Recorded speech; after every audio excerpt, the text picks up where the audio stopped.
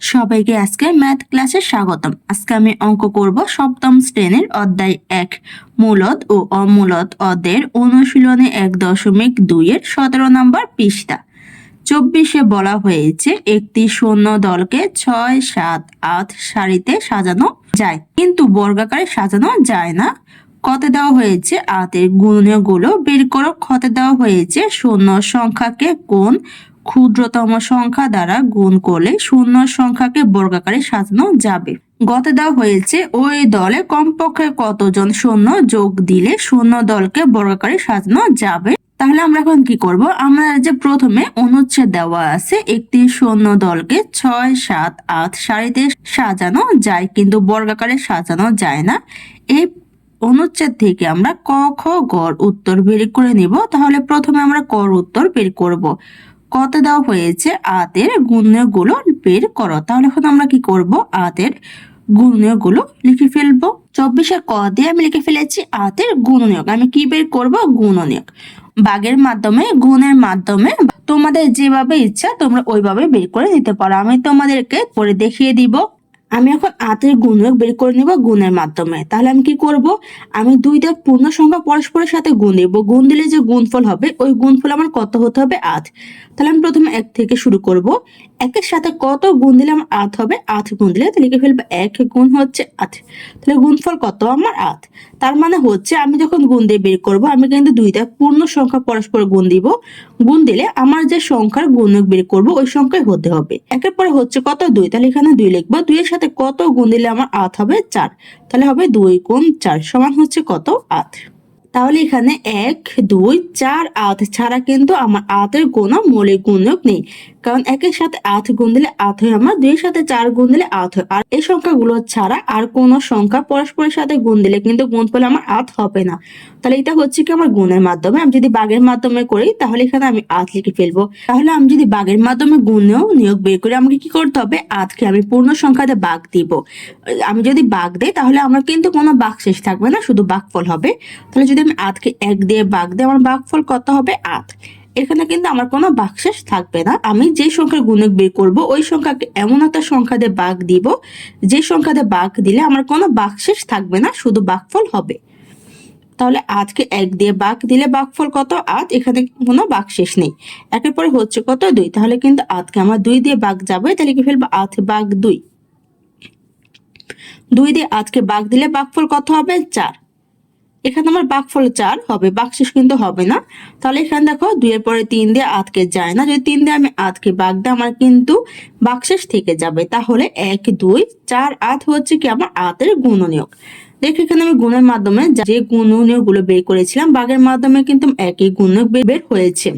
তাহলে আমার ৮-এর গুণগুলো ভাগ এবং গুণের মাধ্যমে কত বের হয়, ১, ২, ৪, ৮। আমি লিখে ফেলবো সুতরাং ৮-এর গুণনীয়কগুলো।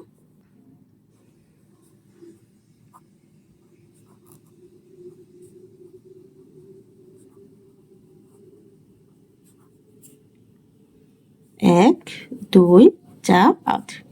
তাহলে ৮-এর গুণক হচ্ছে আমার ১, ২, ৪, ৮। কর উত্তর বের করা শেষ। খতে বলা হয়েছে শূন্য সংখ্যাকে কোন ক্ষুদ্রতম সংখ্যা দ্বারা গুণ করলে শূন্য সংখ্যাকে বর্গাকারে সাজানো যাবে।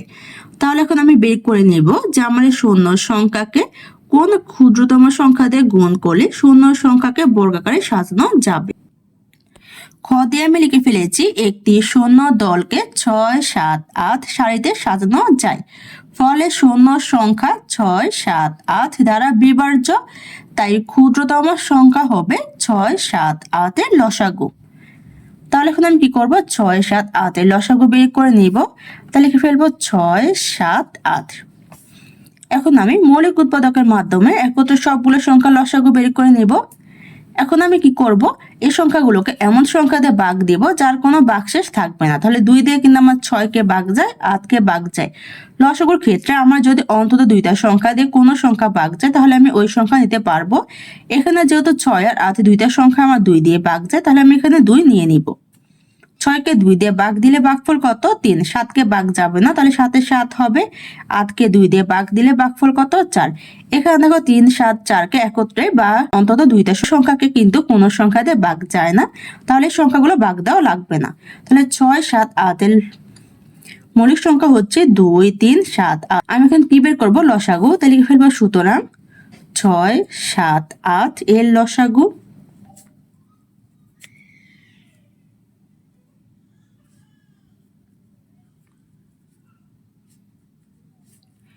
2 গুণ 3 গুণ 7 গুণ 4। এখন আমি কি করব, এই সংখ্যাগুলো জোড়া তৈরি করব। এখানে আমার কত আছে 4, 4 কিন্তু আমি ভাঙাতে পারি, তাহলে আমি 4কে ভাঙাবো। তাই প্রথমে লিখে ফেলবো 2 গুণ 3 গুণ 7। 4কে আমি কিন্তু ভাঙাতে পারি 2 গুণ 2, কারণ 2 এর সাথে 2 গুণ দিলে কত হবে 4। এখানে 4কে ভাঙানো যায়, তাই আমি 4কে ভাঙিয়ে লিখে ফেলেছি। 7কে কিন্তু ভাঙানো যায় না, 3কেও ভাঙানো যায় না, তো এই সংখ্যাগুলো আমি ভাঙাই নিই। এখন আমি সংখ্যাগুলো থেকে জোড়া তৈরি করে নেব। তাহলে এখানে দেখো 2টা 2 একত্রে আছে, তার মানে এটা হচ্ছে আমার একটা জোড়া। তাই প্রথমে আমি লিখে ফেলবো 2 গুণ 3 গুণ 7। 2 যেহেতু আমার একটা জোড়া, তাহলে প্রথম ব্র্যাকেট দিয়ে আমি 2 গুণ 2 লিখে ফেলবো। এখানে 2 গুণ 2 হচ্ছে আমার জোড়া, আর 2, 3, 7 কিন্তু আমার জোড়াবিহীন, তাই আমার কি এই শূন্য দল বর্গাকার নয়। যদি আমার 2, 3, 7 এর জোড়া থাকতো তাহলে কিন্তু শূন্য দলটি বর্গাকারে থাকতো। তাই আমি লিখে ফেলবো সুতরাং 2, 3, 7 জোড়াবিহীন।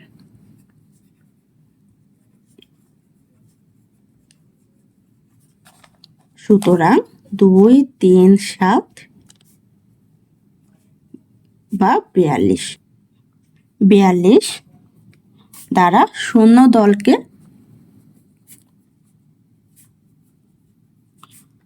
গুণ করলে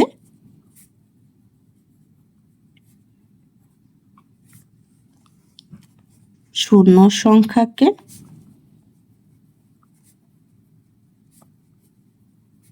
বর্গাকারে সাজানো যাবে।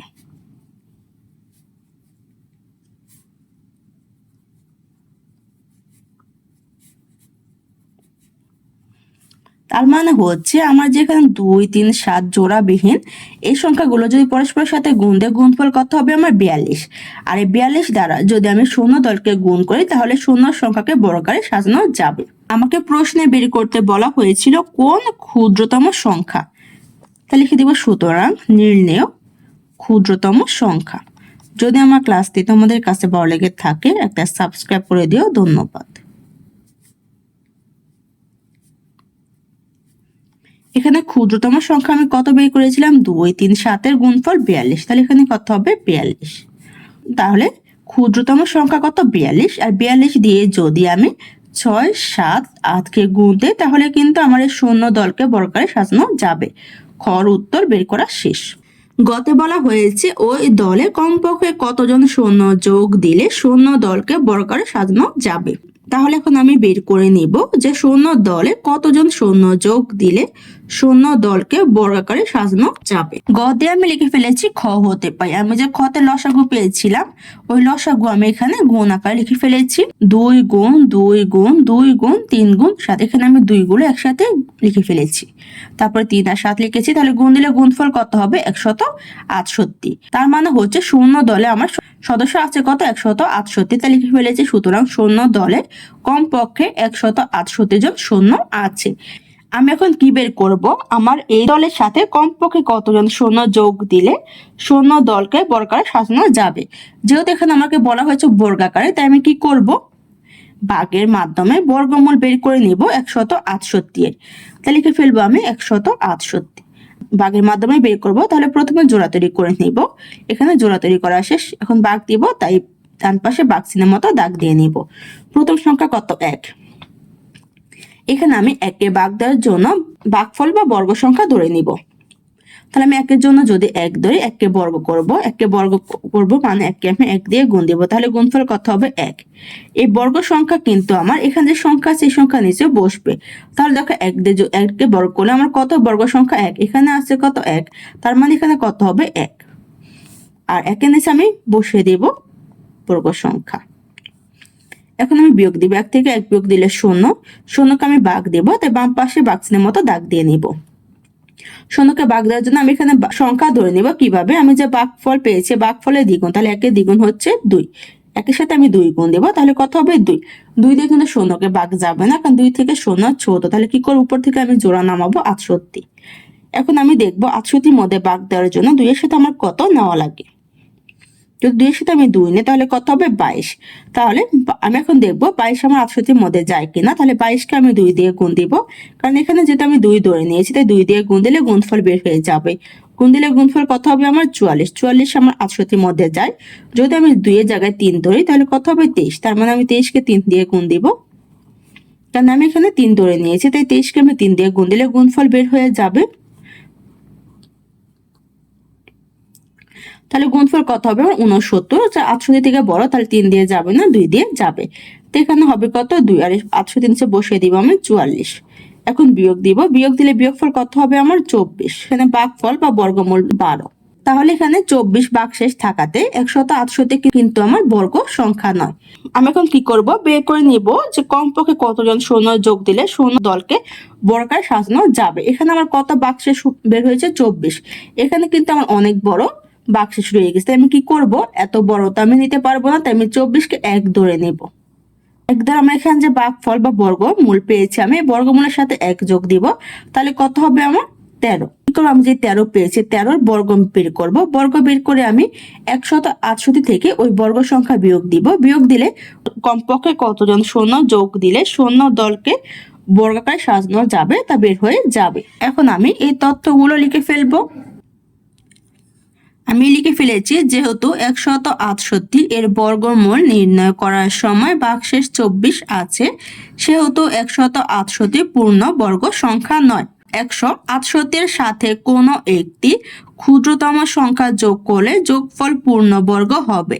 তখন এর বর্গমূল হবে 12 যোগ 1 সমান 13। এখন আমি কি করব, 13 এর বর্গ বের করব। তাই আমি লিখে ফেলেছি 13 এর বর্গ, মানে 13 কে আমি 13 দিয়ে গুণ দিব। তাহলে 13 কে 13 দিয়ে গুণ দিলে গুণফল কত হবে আমার 169। এখন আমি কি করব, বের করব যে কমপক্ষে কতজন যোগ করলে আমার শূন্য দলকে বর্গাকারে সাজানো যাবে।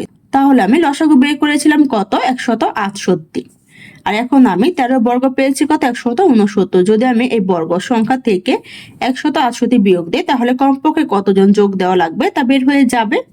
তাই আমি লিখে ফেলেছি কমপক্ষে যোগ করতে হবে। তাহলে কি করব, আমি 169 থেকে 168 বিয়োগ দিব। বিয়োগ দিলে বিয়োগফল কত হবে আমার 1। তার মানে হচ্ছে কমপক্ষে একজন শূন্য যোগ দিলে শূন্য দলকে বর্গাকারে সাজানো যাবে। এখন আমি লিখে ফেলবো।